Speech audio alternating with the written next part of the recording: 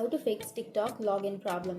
So if you're facing a problem with TikTok login, and if you are trying to log into your account, and if you are facing a problem, then open up your settings and then go for apps and notifications, and here go for see all apps, and then open up your TikTok. And after opening your TikTok on your settings, now you can go for storage and cache, and here on the right side you will have clear cache option. Tap on clear cache, and after tapping on clear cache, your problem might be fixed. But if that still doesn't fix your problem, then you can simply open up your Play Store and then go and search for TikTok. And after searching, if you have an update option, then simply tap on update, and you need to update your TikTok application, and now your problem might be fixed. But if that still doesn't fix your problem, then you need to restart your device. The last option is restarting your device.